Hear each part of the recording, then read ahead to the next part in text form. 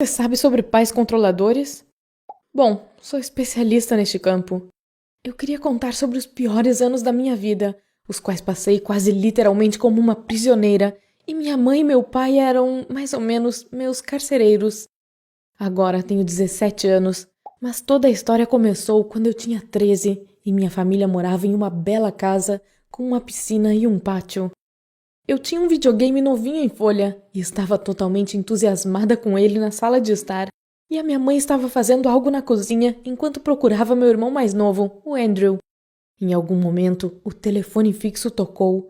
Eu ouvi, e a minha mãe foi atender na sala ao lado. Ela jura que pediu para eu cuidar do Andrew, o que não ouvi. E a porta dos fundos estava aberta e tínhamos uma piscina lá. Lembro que a única coisa que finalmente me distraiu daquele videogame foi o choro da minha mãe, cheio de horror. Meu irmãozinho se afogou naquele dia. Não há palavras para descrever um luto familiar como esse. Havia muitas lágrimas.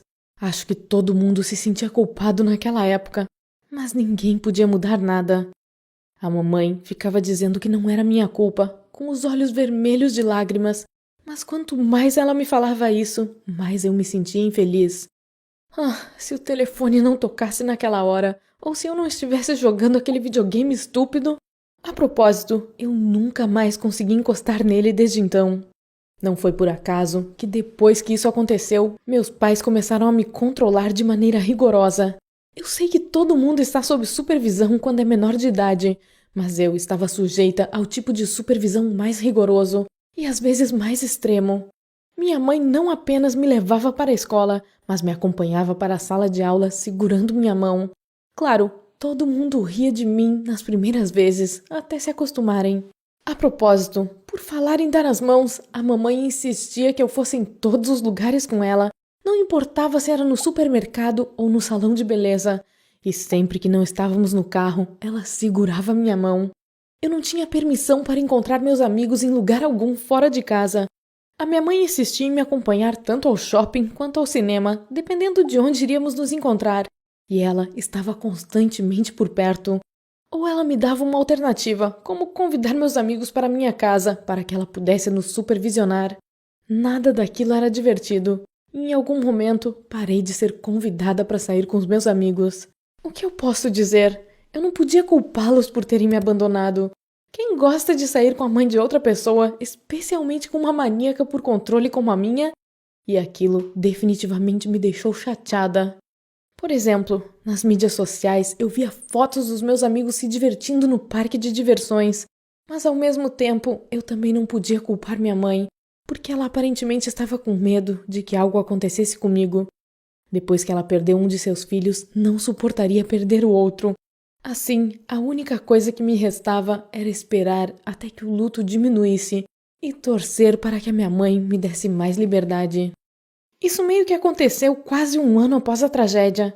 Eu conheci um menino na escola, o Terry, e realmente gostei dele, especialmente considerando que tive sorte e ele deu o primeiro passo, depois que um dia me notou olhando na direção dele durante o almoço.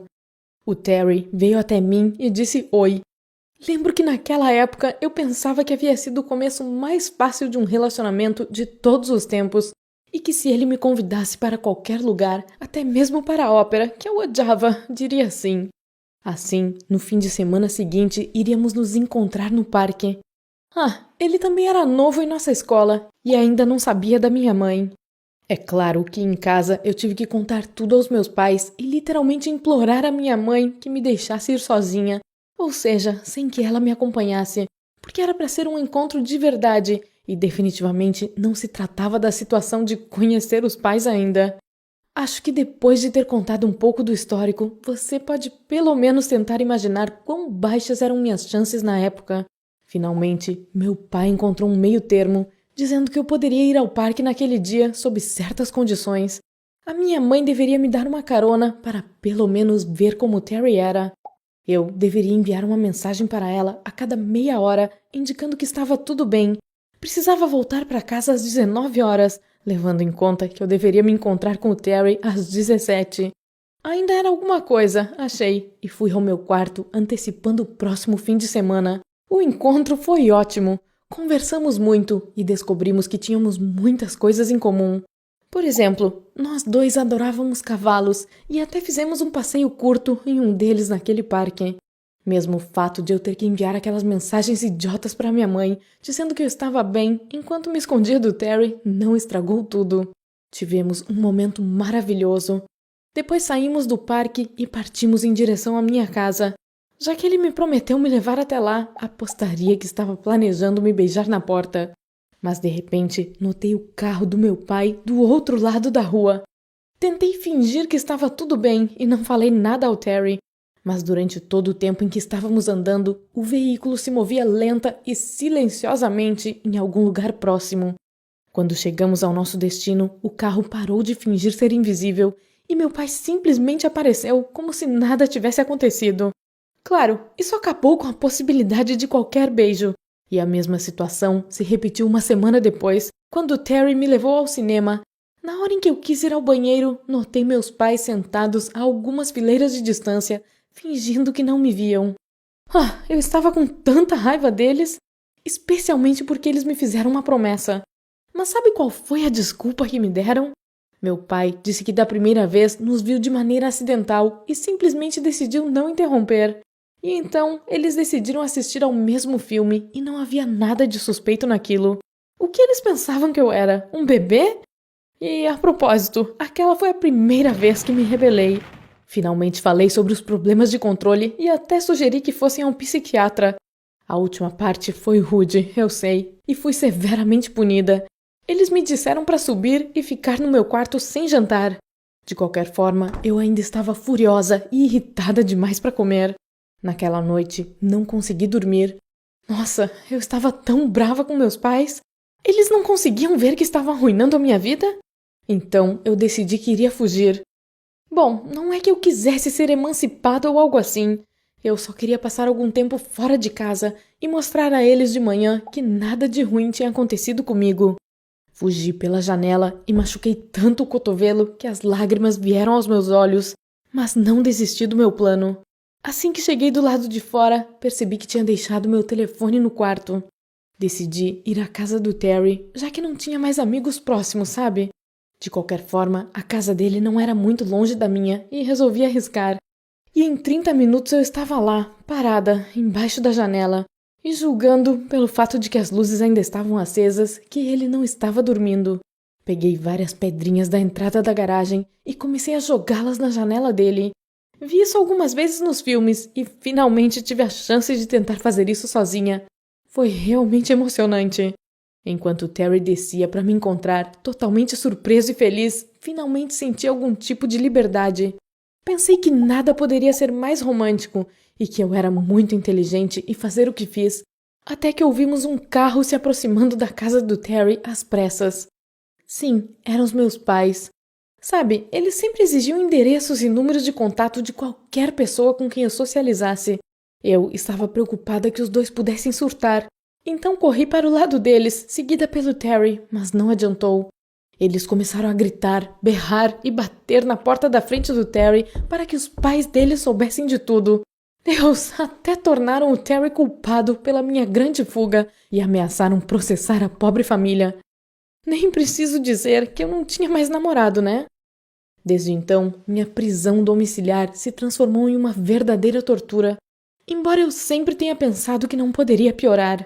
Eu não tinha mais permissão para sair de casa sem levar minha mãe ou meu pai, nem para trancar a porta quando eu fosse tomar uma ducha ou banho de banheira. E tinha apenas 10 minutos para usar o banheiro, porque sempre que eu ficava lá por muito tempo, minha mãe batia na porta, perguntando se estava tudo bem. Ah, sim, meu pai também fechou a janela do meu quarto para que eu não pudesse fugir novamente. Fiquei arrasada e totalmente destruída.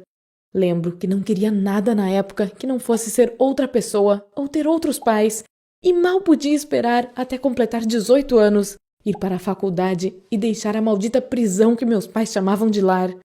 Honestamente, nunca conversei com ninguém sobre minha vida, porque para quem via de fora, as coisas não pareciam tão ruins. Quero dizer, todo mundo tenta proteger seus filhos e ninguém pode julgar os outros a esse respeito. Pelo menos minha mãe sempre dizia isso. Mas então a família Gibbons comprou a casa do outro lado da rua. Aconteceu que, em princípio, minha mãe convidou a senhora Gibbons para um café. Depois, o senhor Gibbons decidiu jogar golfe com meu pai. E em breve, nossas duas famílias se tornaram amigas. Mas um dia, descobriu-se que ambas tinham muito mais em comum do que apenas crianças da mesma idade. Sim, eles tinham um filho, o Jeremy. Ele recebia ensino domiciliar, então eu era literalmente a única pessoa da idade dele com quem ele podia conversar. E o Jeremy era um pouco estranho. Descobri isso quando a minha mãe os convidou para jantar. Ele pedia permissão para tudo o que ia fazer, fosse comer uma salada de atum ou ir ao banheiro.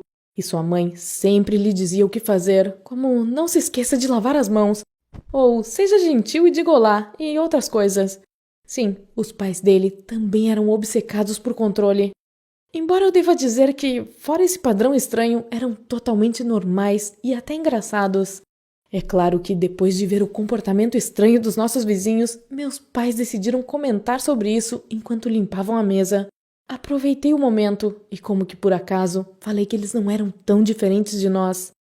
A minha mãe tentou se opor, dizendo que estavam tentando me proteger depois que perderam meu irmão, mas daquela vez ela parecia um pouco menos confiante. Não sei se depois disso eles conversaram, mas logo após esse dia, minha situação mudou um pouco. Agora, com certo alívio, digo que posso ver meus amigos novamente sem a presença dos meus pais. Ainda tenho que estar em casa relativamente cedo, às 21 horas, mas pelo menos posso passar tanto tempo no banheiro quanto necessário. Você curtiu a minha história? Neste caso, clique no botão e a compartilhe